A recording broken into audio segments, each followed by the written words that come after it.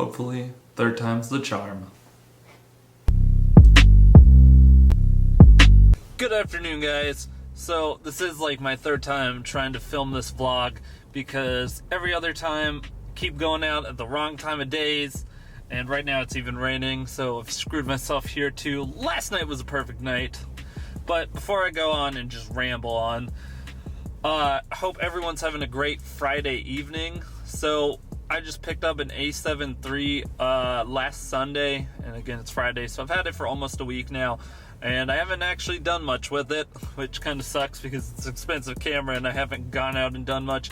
So right now I'm kind of making a vlog style maybe video, just kind of talking about it and just giving my first impression. I'm hoping right now that I'm in focus because I'm not used to not having a flip out screen. So this is going to be different, but I've tried this a couple times, and I know normally the length that I can go, especially with this, because it's a kit lens, a 28 to 70 millimeter lens, so I know at 28 I've got a good bit of room and I can kind of vlog like this. Right now I'm just kind of in my hand rather than putting it on a tripod because I'm in the truck. I need to go get gas here in a second. So yeah, so I'm going to do that, and then we're going to go start this video. Sony A7iii. Why did I purchase this thing? And I'd say I have three major points that I really had, which was full frame sensor, 4K, and the 1080p at 120 frames per second. Now the majority of it's video because I like what the Canons that I've been using can do for photos, and I like what I've gotten out of this so far. So, but there's nothing that screamed like, oh, I need this for photography over a lot that it can do for video versus the Canon can't, or at least the Canons that I own. Now, again, going back to that full frame sensor, that's pretty nice because I've never owned one. I believe that I know the M50's cropped, and I believe the 7DD's cropped, but you guys can correct me if I'm wrong because I really don't know about that one. The other big thing was 4K. 4K is nice because it's got the autofocus, so hopefully it's working. This is like my fourth time trying to shoot this segment because I've had a couple times where they've gone good and I just haven't liked what I've said, and then I've had a couple times where I haven't gotten the autofocus to work that well, but it's worked the majority of the time for me right now.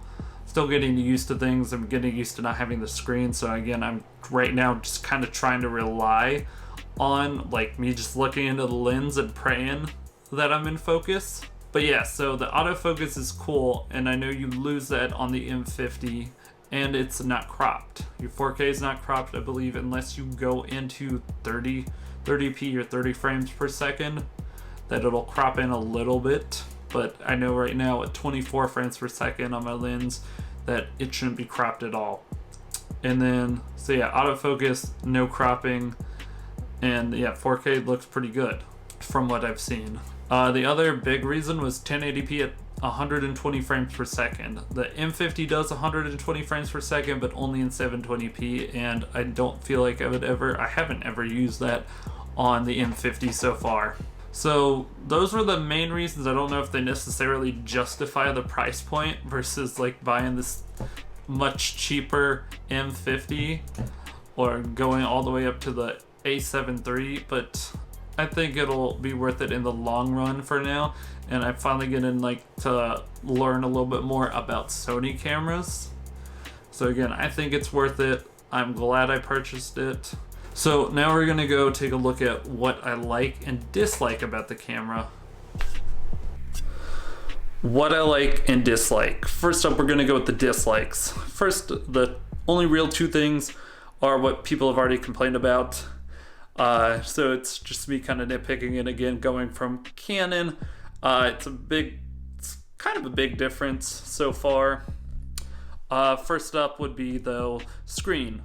Technically two things. It not being a full touch screen kind of sucks, and it not articulating really sucks. So again, like I said, I'm not used to this. I'm staring at the lens, but I can't see myself to the side to know I'm in focus, the exposure's right or anything. I'm just kind of setting what I think should be right. I know I was overexposed in the last shot, but not the biggest deal, not something that like a deal breaker, obviously, because I bought the camera. What was the other thing?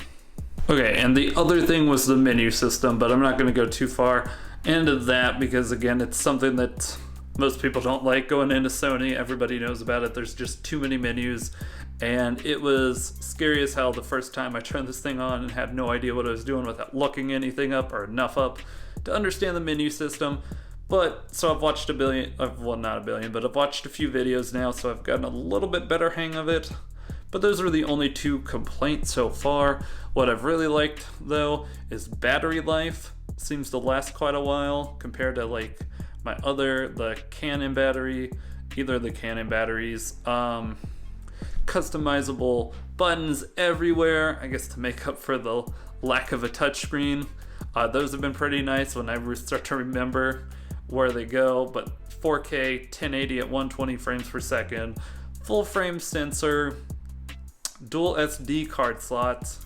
So there's a good bit I like so far about the camera, and I'm pretty sure there'll be more as I get used to this and start using it more. But that's pretty much it for today. If you guys enjoyed the video, please hit the thumbs up, please subscribe, and I will see you guys next time.